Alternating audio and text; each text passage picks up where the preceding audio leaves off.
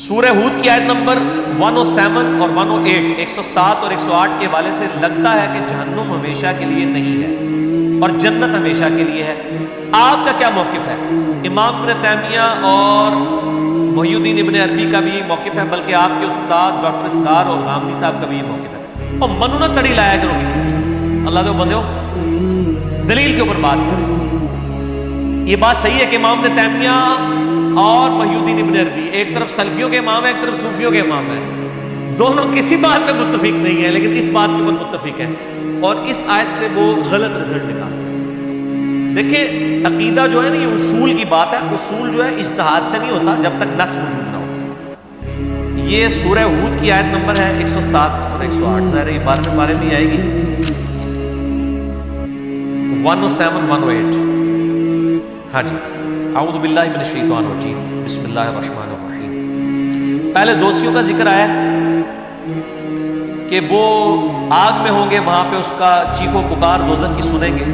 خالدین فیہا، وہ رہیں گے اس میں ہمیشہ. ما دامت السماوات والارض، جب تک کہ آسمان اور زمین قائم ہے. الا ما شاء ربک، ہاں اگر تیرا رب ہی چاہے. ان ربک فعال لما یرید، بے شک تیرا رب جو چاہتا ہے وہ کرتا ہے. وہ کہتے ہیں اس میں آیا نا کہ یہ تو عرب کا محاورہ تھا. ہم کہتے ہیں نا جی قیامت تک میں تجھ سے نہیں بولوں گا.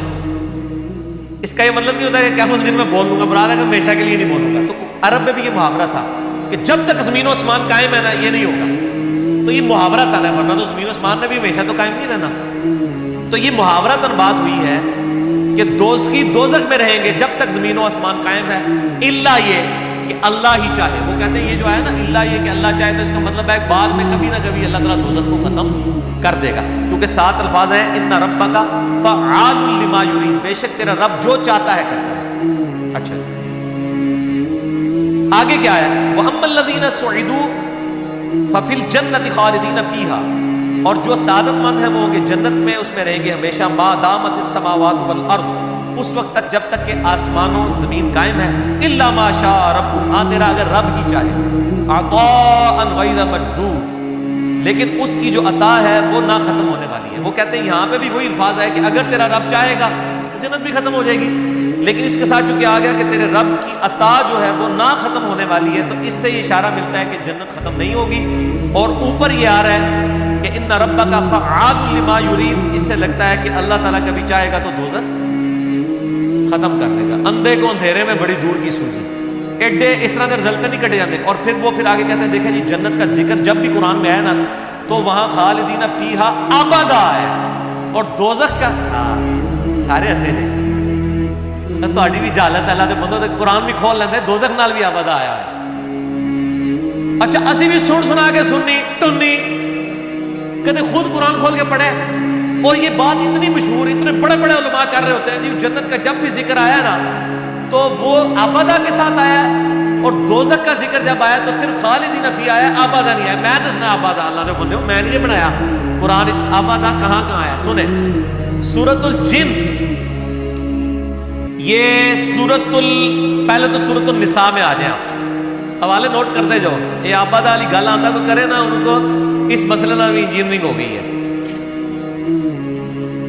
دیکھیں سورہ نساء نمبر 169، اللہ تعالیٰ فرماتا ہے کہ جو کافر ہیں ظلم کرنے والے وہ رہیں گے، ان کی مغفرت نہیں ہوگی، اللہ تعالیٰ ان کو سیدھا راستہ نہیں دکھائے گا. الا طریق جہنم خالدین فیہا ابدا، مگر یہ رہیں گے دوزخ میں ہمیشہ ہمیشہ. وکان ذلک علی اللہ یسیرا، اور یہ اللہ کے لیے ہے آسان. پہلا والا. دوسرا سورۃ الاحزاب آیت نمبر 56، یہ تو بڑی مشہور آیات ہے. وہ دوست کی کہیں گے اللہ ہمارے بزرگوں کو دگنا عذاب دے جن کی وجہ سے ہم گمراہ ہوئے. انہی آیات کے ساتھ یہ بھی آتی ہے آیت نمبر 65 سورہ الاحزاب. اللہ تعالیٰ فرماتا ہے ان اللہ لعن الکافرین واعد لهم سعیرا، بے شک اللہ کی لعنت ہے کافروں پر، ان کے لیے دوزخ کا عذاب ہے. خالدین فیہا ابدا، وہ رہیں گے اس میں ہمیشہ ہمیشہ. لا یجدون ولی ولا نصیرا، وہاں نہ کوئی اپنا مددگار پائیں گے نہ کوئی دوست. ابدا آیا کہ نہیں؟ اسی بھی سنتے آ رہے ہوں. میں بھی کئی بار نا، میں ایک جگہ میں نے بھی یہ کہیں پہ نا ریکارڈنگ میں نہیں، ویسے میں نے کہا تھا ابدا نہیں آتا. میں آپ پہ کھول کے اللہ سے بندو ابدا آتا ہے. 2 والے ابدا ہو گئے دوزخ کے ساتھ. تیسرا سورۃ الجن آیت نمبر 23، یہ ایسی چیز ہے جو میں لکھ کے لایا ہوا تھا، میں مکتبۃ شاملہ میں نوٹ کیا ہوا تھا، میں کہ اینڈ ٹائم میں بھول ہی نہ جاواں۔ سورۃ الجن آیت نمبر 23، ٹھیک ہو گیا جی، پارہ نمبر 29 میں آتی ہے نا سورہ جن۔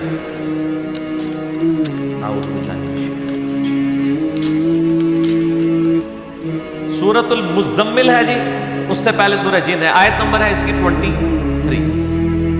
اللہ تعالیٰ ماتا ہے وَمَن يَعْصِ اللَّهَ وَرَسُولَهُ، جو کوئی اللہ اور اس کے رسول کی نافرمانی کرے۔ اے لو بالکل سیدھی آیت ہے، اور مکی آیات بالکل سیدھے سیدھے فتوے ہوتے ہیں نا، کوئی آپ ادھر ادھر گھما کے نہیں بات ہوتی، بالکل اسٹریٹ فارورڈ۔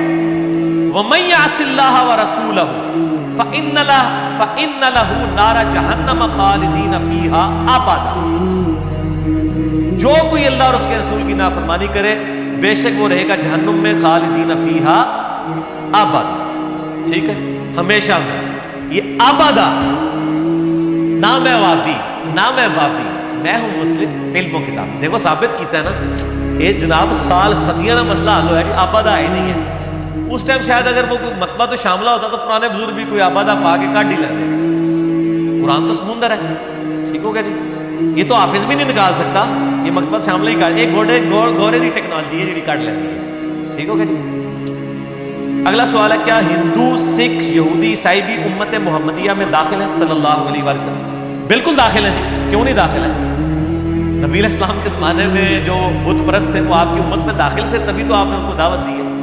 امت کی دو قسمیں، ایک ہے امت اجابت، وہ امت جو نبی کی دعوت کو قبول کر لیتی ہے، جیسے ہم مسلمان ہیں کہ ہم نے نبی علیہ السلام کی دعوت قبول کر لی، لیکن یہ بھی اسی اکیڈمی کے اندر باہر کوئی نہیں مانتا آپ کو مسلمان، کیونکہ اگر آپ دیوبندی ہیں تو بریلویوں نے آپ کو مسلمان نہیں ماننا، اور اگر آپ بریلوی ہیں تو دیوبندیوں نے نہیں ماننا، اگر آپ اہل حدیث ہیں تو انہوں نے آپ کو نہیں ماننا، دونوں نے، اور اگر آپ شیعہ ہیں تو آپ کو نہیں ماننا۔ یہ میں اس اکیڈمی میں کہہ رہا ہوں 1.5 ارب مسلمان، ویسے آپ گننے نکلیں گے تو 1.5 بھی نہیں لبڑا تھا انہوں، کیونکہ وہ تو سارے ایک دوسرے کو کافر کہہ رہے ہوتے ہیں نا۔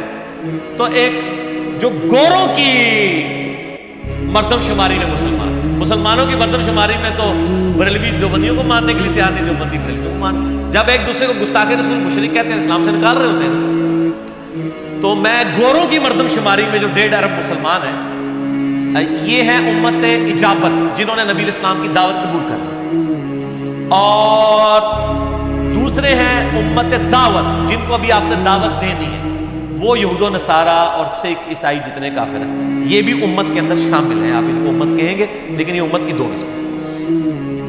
اگلا سوال ہے سورہ حامیم السجدہ کی آیات نمبر 10 اور 11 کے تحت زمین کی پیدائش آسمانوں سے پہلے ہوئی، جبکہ سورۃ النازعات کی آیت نمبر 30 ہے والارض بعد ذلك ضحاها، اس کے تحت یہ تضاد کیوں آ رہا ہے؟ یہ تضاد نہیں ہے میرے بھائی، یہ اگلے دن ایک بھائی نے مجھے ای میل کے اوپر بھی سوال کیا تھا، میں نے ان کو جواب دیا تھا۔ سورہ حامیم السجدہ میں اللہ تعالیٰ نے یہ فرمایا کہ ہم نے آیت نمبر 10 اور 11 میں جو پچھلے درس میں ہماری گزر چکی ہے کہ ہم نے زمین و آسمان کی پیدائش کا وہ جو 6 دن کا قرآن پاک میں جگہ جگہ آتا ہے نا، ہم نے زمین و آسمان کو فی ستۃ ایام 6 دنوں میں پیدا کیا، اس کا بریک اپ سورہ حامیم السجدہ سورہ فصیلت میں آیت نمبر 10 اور 11 میں آیا کہ 2 دن کے اندر ہم نے زمین پیدا کی، اگلے 2 دن کے اندر زمین میں اسباب رکھے، یہ 4 دن ہوئے، اور اس کے بعد اگلے 2 دن کے اندر ہم نے 7 آسمان بنائے۔ جبکہ سورۃ النازعات کی آیت نمبر 30 میں آیا کہ ہم نے زمین کو اس کے بعد رہنے کے قابل بنایا۔ زمین کی پیدائش کا ذکر نہیں ہے یہاں پہ، پیدا پہلے ہی ہو چکی تھی، ظاہر ہمیں بھی سائنٹیفکلی پتا ہے کہ بعد میں وہ ٹھنڈی ہوئی، پھر آہستہ آہستہ بارش ہوئی، پھر اس سے سبزہ ہوگا۔ رہنے کے قابل جو ہے وہ آسمانوں کی پیدائش کے بعد بنایا گیا، اسے پیدائش اور اسباب اس میں پہلے رکھ دیے گئے تھے، لہٰذا دونوں چیزوں میں کوئی تضاد موجود نہیں ہے۔ آپ آیات کو غور سے بھی پڑھ لیا کریں، اس میں ہے کہ ہم نے زمین کو اس کے بعد بچھونے کے طور پر رہنے کے قابل بنایا۔ بعض لوگوں نے اس کا ترجمہ یہ بھی کیا ہے کہ ہم نے زمین کو اس کے بعد ایگ شیپ میں بنایا، لیکن لٹریچر میں اس کی کوئی اس حوالے سے دلیل نہیں ملتی۔ 1-2 دفعہ میں نے بھی بیان کیا تھا، لیکن پھر میں نے اس کی جب تحقیق کی تو ایسی کوئی دلیل نہیں ملتی، یہی ہے کہ زمین کو رہنے کے قابل بنایا، ٹھیک ہو گیا جی۔ اور اسی میں بتا دوں، بعض لوگ کہتے ہیں جی وہ زمین فلیٹ ہے، قرآن میں ہم نے زمین کو بچھونا بنایا۔ بچھونا اس معنوں میں کہا جاتا ہے زمین کو کہ زمین سٹیبل ہے، کیونکہ ہر سیکنڈ میں 2 زلزلے آ رہے ہیں، ان کا میگنیچیوڈ زیادہ نہیں ہے، ورنہ زمین پہ کوئی رک نہ سکے۔ تو فلیٹ قرآن پاک میں کہیں نہیں ہے کہ زمین فلیٹ، نہ قرآن پاک میں کہیں ڈائریکٹلی آیا کہ زمین گول ہے. سائنس سے ہمیں پتہ چلا زمین گول ہے, البتہ رہنے کے قابل. اور ایک بہت بڑے گول دائرے میں 1-2 کلومیٹر تک بھی آپ جائیں تو فلیٹ ہی نظر آئے گا, کیونکہ ایک بہت بڑی آرک کا چھوٹا سا حصہ آلموسٹ اسٹریٹ لائن ہی ہوتا ہے. ٹھیک ہو گیا نہیں؟ اور وہ جو سرکمفرنس 40,000 کلومیٹر کا ہے زمین کا, 40,000 کلومیٹر ہے یہ گولائی, تو اس میں 1 کلومیٹر کیا 10 کلومیٹر بھی ایک اسٹریٹ لائن نہیں ہوتی. فلیٹ اس اعتبار سے کہ رہنے کے قابل. فلیٹ قرآن پاک نے یہ نہیں کہا کہ زمین بالکل چپٹی, یہ قرآن پاک میں کہیں بالکل ہی غلط دعویٰ ہے.